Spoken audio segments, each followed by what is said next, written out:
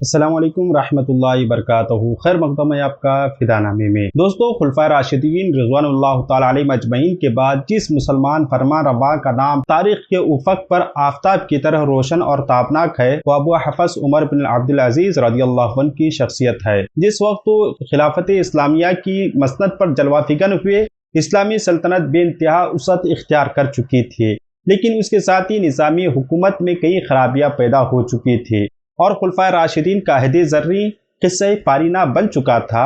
عمر بن عبدالعزیز رضی اللہ عنہ نے اپنے مختصر دور خلافت میں ان خرابیوں کو جڑ سے اکاڑ پھینکا اور مجددانہ کارناموں سے جسد ملت میں اسلام کی حقیقی روح پھونک دی اور ایک بار پھر خلفائے راشدین کا بابرکت دور واپس لے آئے۔ اسی لیے علماء فقہ و تاریخ نے آپ کو پہلے صدی کا مجدد اور ارباب سیر نے خلیفہ راشد کہا ہے، جیسا کہ ابو داؤد شریف میں ہے کہ حضرت سفیان ثوری رضی اللہ عنہ نے فرمایا، خلفائے راشدین 5 ہیں: حضرت ابو بکر صدیق، حضرت عمر فاروق، حضرت عثمان غنی، حضرت علی اور حضرت عمر بن عبدالعزیز رضی اللہ عنہم۔ حضرت عمر بن عبدالعزیز رضی اللہ عنہ کا اسمی گرامی عمر، کنیت ابو حفص اور سلسلہ نسب کچون تھا حضرت عمر بن عبدالعزیز بن مروان بن حکم۔ آپ کی والدہ گرامی کا اسمی گرامی عاصم بنت سیدنا عاصم بن فاروق اعظم رضی اللہ عنہ تھا، گویا آپ حضرت فاروق اعظم رضی اللہ عنہ کی پوتی تھی، اس لحاظ سے آپ کے رگوں میں فاروق خون کی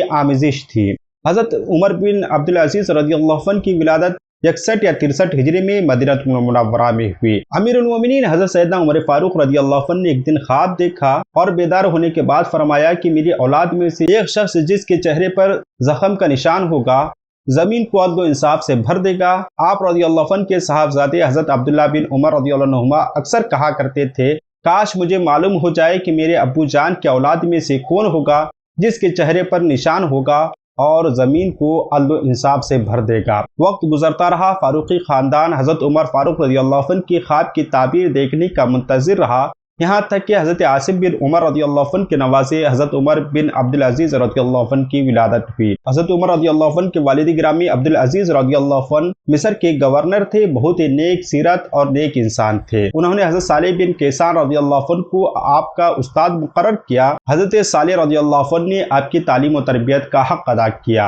حضرت عمر بن عبدالعزیز رضی اللہ عنہ نے بچپن ہی میں قرآن پاک حفظ کرنے کی سعادت حاصل کر لی۔ اس کے ساتھ ساتھ آپ رحمہ اللہ علیہ حضرت عبداللہ بن عمر رضی اللہ عنہ، حضرت سیدنا انس بن مالک رضی اللہ عنہ، صائب بن یزید رضی اللہ عنہ اور سعید بن مسیب رضی اللہ عنہ جیسے جلیل القدر صحابہ اور تابعین کے حلقے درس میں شریک ہوئے۔ اس طرح ان بزرگان دین کی صحبت بابرکت میں قرآن، فقہ، حدیث، عربی ادب و لغات وغیرہ کی تعلیم آپ نے حاصل کی۔ حضرت سیدنا عمر بن عبدالعزیز رضی اللہ عنہ کی علم کا مقام یہ تھا کہ آپ کے ہم عصر علماء، بڑے بڑے محدثین آپ کے فضل و کمال کا اعتراف کیا کرتے تھے۔ چنانچہ علامہ ذہبی رحمہ اللہ علیہ نے آپ کا تذکرہ ان الفاظ میں کیا کہ وہ بہت بڑے امام، فقیہ، محدث اور مجتہد اور حدیث کے بہت ماہر تھے۔ اس وقت کے جید علماء و مشائخ اہم مسائل کے حل کے لیے حضرت عمر بن عبدالعزیز رضی اللہ عنہ کی طرف رجوع کیا کرتے تھے۔ حضرت عمر بن عبدالعزیز رضی اللہ عنہ کی زندگی اور ان کے حوالے سے ہم لوگ مختلف علماء کرام سے مختلف مواقع پر ضرور سماعت کرتے رہتے ہیں۔ یہ وہ ایسی شخصیت تھی کہ ہر وقت امت مسلمہ کے حقوق کی نگہداشت اور اللہ تعالیٰ کے احکامات کی تعمیل اور اس کے نفاذ کی فکر میں ہمیشہ دامنگیر رہا کرتے تھے، جس کی وجہ سے ہمیشہ آپ کے چہرے پر پریشانی اور ملال کے آثار دکھائی دیتے تھے۔ اپنی بیوی فاطمہ کو حکم دے رکھا تھا کہ تمام زر جواہرات بیت المال میں جمع فرما دیں، ورنہ مجھ سے الگ ہو جاؤ۔ وفاشار نیک بیوی نے اس کی تعمیل کی۔ گھر کے کام کاج کے علاوہ کوئی ملازمہ آپ کے مقرر نہ تھی، تمام کام ان کی بیوی خود کیا کرتی تھی۔ الغرض آپ کی زندگی درویشی اور فقر و استغنا کا نمونہ بنی رہی۔ آپ کی تمام تر مساعی اور تمام تر کوششیں اس بات پر لگی ہوئی تھی کہ وہ ایک بار پھر سنت فاروقی اور عہد فاروقی کی یاد تازہ کریں۔ آپ اس پاکیزہ زندگی اور کارہائے نمایاں کی بدولت ہی 5ویں خلیفہ قرار پاتے ہیں۔